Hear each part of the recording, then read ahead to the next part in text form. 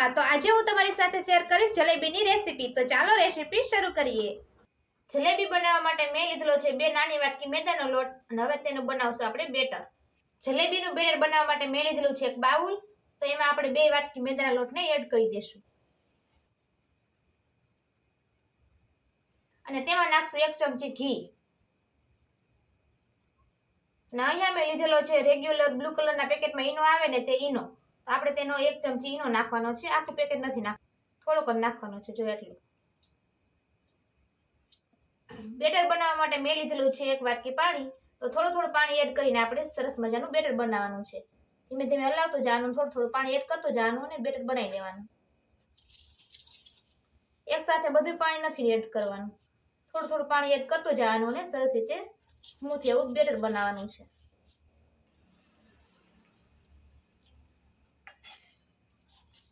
તો આપણું બેટર બનીને તૈયાર થઈ ગયું છે, તમે જોઈ શકો છો। આવી રીતના આપણું બેટર રાખવાનું છે અને આ બેટર બનાવવા માટે મારે 1.5 વાટકી પાણીનો ઉપયોગ થયો છે। 2 વાટકી લોટમાં આપણે 1.5 વાટકી પાણીનો ઉપયોગ થયો છે। તો આપણું બેટર તો રેડી થઈ ગયું છે, પણ જલેબી બનાવતા પહેલા આપણે તેની ચાસણી બનાવી નાખીએ। ચાસણી બનાવવા માટે મીડિયમ ગેસની ફ્લેમ ઉપર મેં એક તપેલી રાખેલી છે અને 2 વાટકી આપણે ખાંડ લીધેલી છે। જેટલી આપણે લોટ લીધો હતો ને એ પ્રમાણમાં આપણે એ વાટકીના માપથી આપણે 2 વાટકી ખાંડ લીધેલી છે અને 1 વાટકી આપણે તેમાં પાણી એડ કરશું। જેટલી આપણે ખાંડ લીધેલી હોય ને એનું અડધું આપણે પાણી લેવાનું છે અને સારી રીતે મિક્સ કરી દેશું। ખાંડ ઓગળે ને ત્યાં સુધી તેને હલાવવાનું છે। તો આપણી ખાંડ સરસ રીતે ઓગળી ગઈ છે। તો આપણે તેમાં નાખશું આપણે ઓરેન્જ કલર આવે છે ને તે। હું કેસરિયા જલેબી બનાવું છું એટલે હું ઓરેન્જ કલર એડ કરીશ, તમે તેની જગ્યાએ યલો કલર આવે છે તે પણ એડ કરી શકો છો। તો આપણે અડધી ચમચી ઓરેન્જ કલર એડ કરશું, જાજો નથી નાખવાનો, થોડોક જ નાખવાનો અને સારી રીતે મિક્સ કરી દેવાનું અને 2 એલચી નાખી દઈશું સ્વાદ પ્રમાણે। એલચી એ ઓપ્શનલ છે, તમે નાખવી તો તમે નાખી શકો છો, ન નાખો તો પણ ચાલે। તો આપણે જોઈએ તો આપણી ચાસણી એકદમ ચીપચીપી થઈ ગઈ છે અને આમ આંગળીની મદદથી જોઈએ તો અડધો તાર થાય છે। તો આપણી ચાસણી એકદમ રેડી થઈ ગઈ છે। તો આપણે ગેસની ફ્લેમ કરી દઈશું બંધ અને ચાસણીમાં આપણે અડધી ચમચી નાખશું લીંબુનો રસ, કારણ કે ચાસણી ઠરી જાય પછી તે જામી ના જાય એના માટે, અને સારી રીતે મિક્સ કરી દેશું અને હવે આપણે ચાસણીને ઢાંકીને મૂકી દઈશું, ચાસણી ઠરી ના જાય એટલા માટે। જલેબી પાડવા માટે મેં આવી બોટલ લીધેલી છે, તમે આવી બોટલ લઈ શકો છો, કાં તો કેચઅપની બોટલ આવે તે પણ લઈ શકો છો। આ પ્રકારની કોઈ પણ તમારે બોટલ લેવાની છે અને બેટરને આપણે બોટલમાં ભરી દેવાનું છે, થોડું આવી રીતના ધીમે ધીમે ભરવાનું, ઢોળાય નહીં એવી રીતના।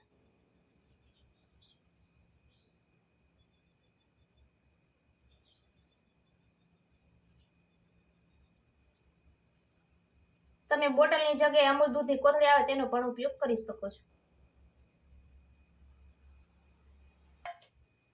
તો આપણે આખી બોટલ ભરી લીધી છે અને હવે ઉપરથી તેને ઢાંકણું બંધ કરી દેશું। એકદમ ટાઈટ ફિટ કરી દેવાનું છે, જેથી કરીને આપણે જલેબી પાડીએ ત્યારે લીકેજ ના થાય। તો આવી રીતે આપણે બોટલ ભરી લેવાની છે। જલેબી બનાવવા માટે મેં મૂકી દીધું છે એક તપેલીમાં તેલ ગરમ થવા માટે, તમે તેલની જગ્યાએ ઘી પણ લઈ શકો છો। અને તમારે એક વાતનું ખાસ ધ્યાન રાખવાનું છે કે તમે કોઈ પણ વાસણ લ્યો તેનું તળિયું એકદમ સપાટ હોવું જોઈએ, જેથી કરીને આપણી જલેબી એકદમ સરસ રીતે બને। અને તેલ તમારે થોડુંક જ લેવાનું છે, જે વાસણ લ્યો તેનું તળિયું ઢકાય ને એટલું જ આપણે તેલ લેવાનું છે, જેથી કરીને આપણે જલેબી સરસ રીતે બને। અને જલેબી બનાવવા માટે આપણે તેલને એકદમ ગરમ નથી કરવાનું, મીડિયમ રાખવાનું છે। તો આપણે તેલને ચેક કરવા માટે બેટરના 2-3 ટીપા તેલમાં નાખશું અને આપણે જોશું કે આપણું તેલ કેવું થયું છે। તો તમે જોઈ શકો છો આપણું બેટરમાં સરસ રીતે નાખવાથી ઉપર આવી જાય છે ધીમે ધીમે। તો આપણું જલેબી માટેનું તેલ એકદમ પરફેક્ટ થઈ ગયું છે। તો આપણે હવે જલેબી બનાવવાનું શરૂ કરશું। તો હવે આપણે જલેબી પાડવાનું શરૂ કરશું। તો આપણે આવી ધીરે ધીરે આપણે ગોળ ગોળ એવી જલેબી પાડવાની છે।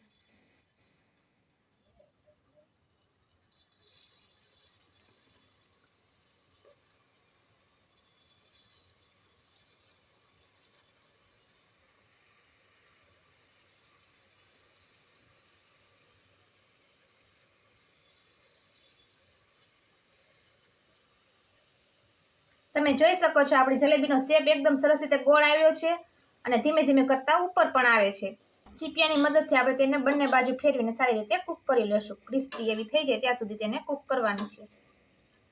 ગેસની ફ્લેમ હંમેશા હાઈ રાખવાની છે અને થોડી વાર પછી આપણે ગેસની ફ્લેમ સ્લો રાખવાની છે, જેથી કરીને આપણી ક્રિસ્પી એવી જલેબી બની જાય અને અંદરથી કાચી ના રહે અને ઉપરથી બ્રાઉન કલરની ના થઈ જાય.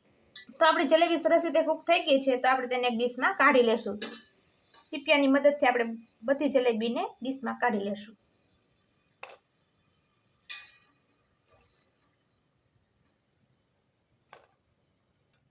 અને તેનો સરસ એવો કલર પણ આવી ગયો છે. તો હવે આપણે ગરમા ગરમ જલેબીને નાખશું ચાસણીની અંદર. આપણી ચાસણી પણ ગરમ છે અને જલેબી પણ ગરમ છે, એટલે આપણે ગરમા ગરમ હોય ત્યાં જ આપણે ચાસણીમાં નાખવાની છે જલેબી, જેથી કરીને જલેબી ચાસણીને સરસ રીતે એબ્ઝોર્બ કરી લે. તો આપણે બધી જ જલેબીને ચાસણીમાં નાખી દીધી છે અને ધીમે ધીમે તેને અંદર ચાસણીમાં ડુબાડવાની છે આવી રીતનું. અને હવે તેને 5 મિનિટ માટે ચાસણીમાં રહેવા દેવાની છે અને પછી આપણે ચાસણીમાં કાઢવાની છે, જેથી કરીને જલેબી ચાસણીની સારી રીતે એબ્ઝોર્બ કરી લે. તો 5 મિનિટ માટે આપણે તેને ઢાંકીને મૂકી દઈએ. 5 થી 6 મિનિટ જેવું થઈ ગયું છે અને હવે આપણે ચાસણી ખોલીને જોઈએ તો આપણી જલેબીએ સરસ રીતે ચાસણી એબ્ઝોર્બ કરી લીધી છે. તો હવે આપણે બધી જલેબીને ચીપિયાની મદદથી ડીશમાં કાઢી લેશું. જોઈ શકો છો તમે. તો આપણે ડીશમાં કાઢી લેશું બધી જલેબીને.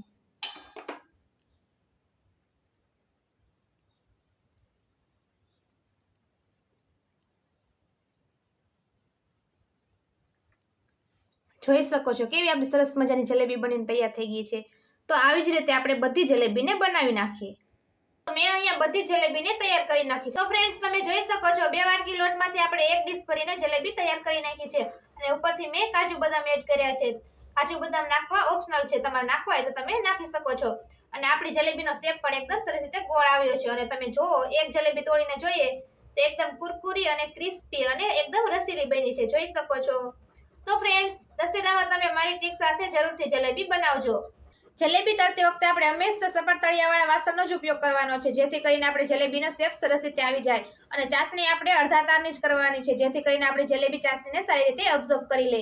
જો ચાસણી ફૂલ થઈ જશે તો આપણે જલેબી ચાસણીને એબ્ઝોર્બ નહીં કરે.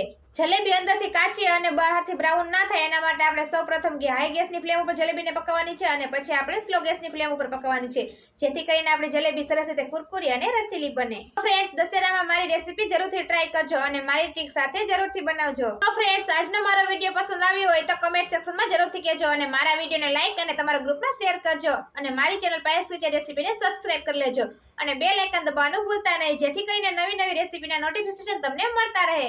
તો ફરી મળશું નવી રેસીપી સાથે.